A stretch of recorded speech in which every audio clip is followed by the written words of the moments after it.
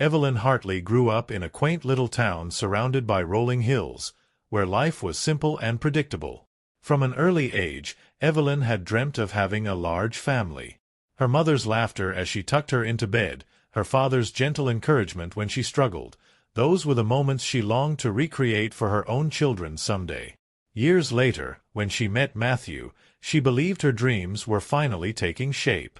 Matthew was everything she had ever hoped for: kind, supportive, and deeply in love with her. They shared the same dream of a home filled with the laughter of children and the pitter-patter of tiny feet. On their wedding day, amidst the vows and the tears of joy, Matthew whispered to her, "One day, this world will be full of little Evelyns and Matthews running around." Evelyn smiled, her heart brimming with hope. But life, as it turned out, had other plans. The first year of their marriage was blissful, but as time went on, Evelyn noticed the growing silence in their home. Friends began to ask when they would have children, and every passing month brought an unspoken weight. By the second year, Evelyn and Matthew decided to consult a doctor. They believed it was just a small hurdle, a minor issue that modern medicine could solve. But after a series of tests, the doctor delivered the devastating news: Evelyn's chances of conceiving naturally were slim to none. Evelyn sat in stunned silence, clutching Matthew's hand. The doctor's voice seemed distant, as if it were coming from another room. Words like infertility, low egg count, and impossible floated in the air like daggers, each one piercing her deeply. "Is there nothing we can do?" Matthew asked, his voice strained. The doctor sighed. "There are treatments, but they come with no guarantees." Evelyn and Matthew decided to pursue every option available. They spent countless hours in clinics, trying everything from fertility medications to invasive procedures. Each new treatment brought hope, but it was always followed by crushing disappointment. The financial burden began to weigh on them, but even more damaging was the emotional toll. Evelyn started to withdraw from friends and family, avoiding gatherings where babies were celebrated and children played freely. Society, too, was unkind. Evelyn heard whispers behind her back, comments from neighbors about her failure to fulfill her role as a woman.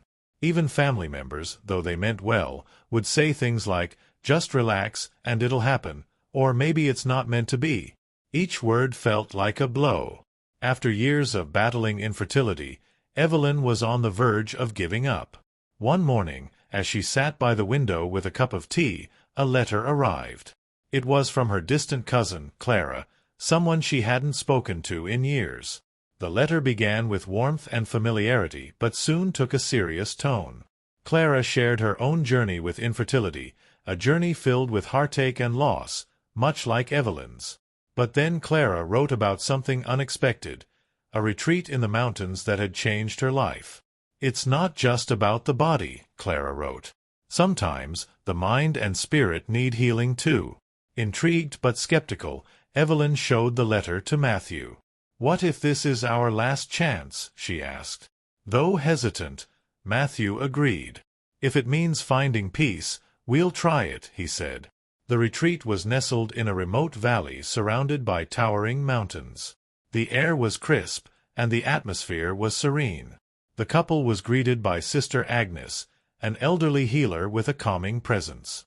Sister Agnes explained that their journey wasn't just about physical healing. It was about letting go of past pain, addressing emotional wounds, and finding inner peace. "Your body is a temple," she said, "but so is your heart and soul. If one is broken, the others cannot thrive." Evelyn was skeptical at first. Meditation? Herbal teas? Emotional release? It all seemed far removed from the clinical treatments she was used to. But as the days turned into weeks, she began to notice subtle changes. For the first time in years, Evelyn felt truly heard.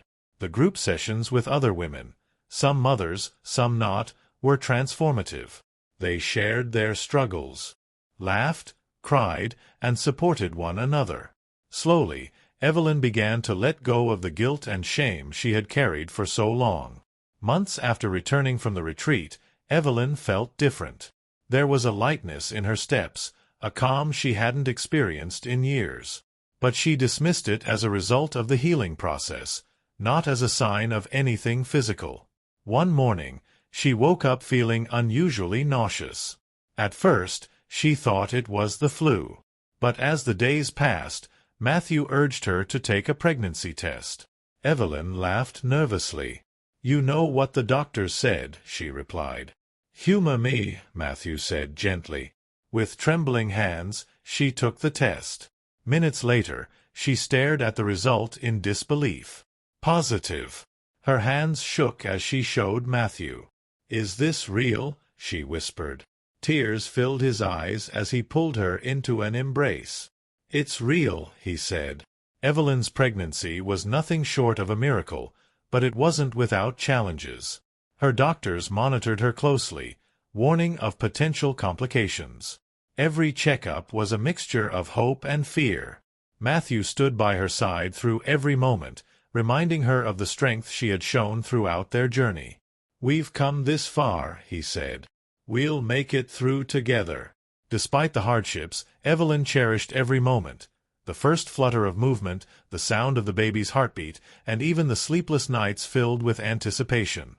After 9 long months, the day finally arrived. Evelyn went into labor on a stormy night, with rain pounding against the hospital windows. The delivery was complicated, and there were moments when Evelyn feared she wouldn't make it through. But then, amidst the chaos, a single cry filled the room. Evelyn looked up to see the nurse holding a tiny, wriggling baby, a beautiful little girl.